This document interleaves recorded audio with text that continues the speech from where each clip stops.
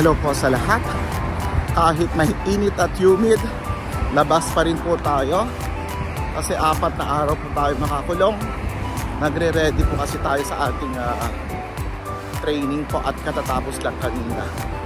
Ayan, katatapos po natin ang pre-hospital trauma life support. Ayan po, ang ating PHTLS.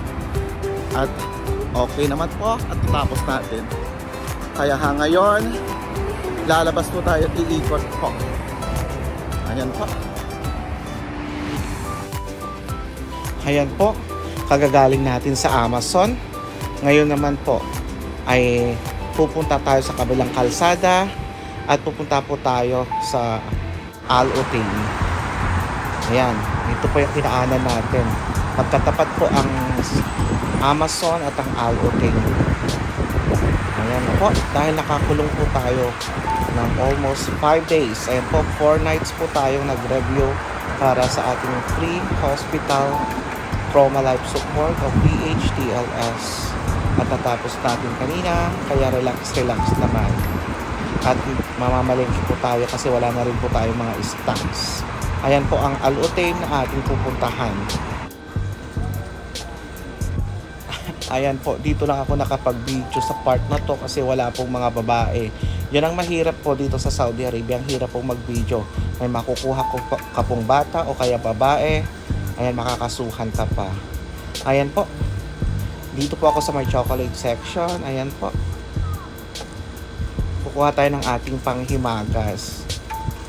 Ayan po, kahit isang piraso lang para matikman po natin kung ano po yung lasa. At ito po ang ating mga napamili po. Ayan na po ang ating mga pinamili po sa Amazon at sa Al-Uting. Ayan po, sobrang init. Nakakapanghina po. Diyos ko, humid na humid po ngayon. Isang linggo na ata mahigit na humid. Sana po malapit na pong maglamig. Pag mga ganyan po ay malapit na po siguro. Buksan natin ang una nating binili po sa ano ba to, Amazon, yung kamsa real po. Ganito na naman po ang binili natin. Last time bumili ulit tayo ng isang bowl.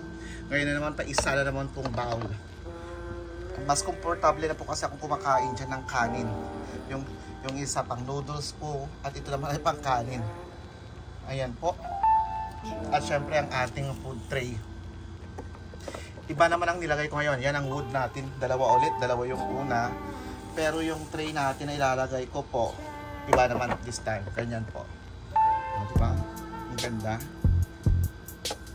O, ganyan siya. Ilagay mo yung isa. Ilagay mo din yung isa doon. Diba? Ang ganda tingnan.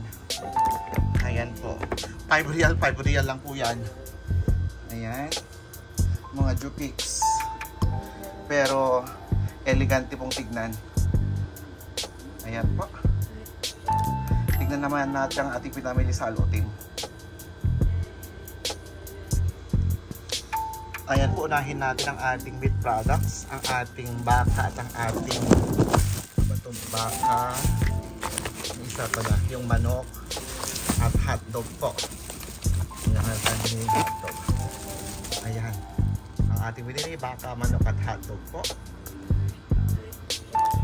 Sa ating fruits and vegetables naman po, bumili tayo ng pinya, yung nalinisan na. Kamahal din nito, 12 real na 11.95. So kulang 200. Mayroon tayong upo, mayroon tayong kalabasa, syempre ang ating kamatis, at syempre ang aking paborito pong mangga. Ayan. Ayan. Bumili din po tayo ng mga sale na toothpaste. Ayan, gagamitin natin yan. Colgate at saka Colgate po. Yes. Colgate at Close Up. At syempre bumili tayo ng strawberry at saka mango milk.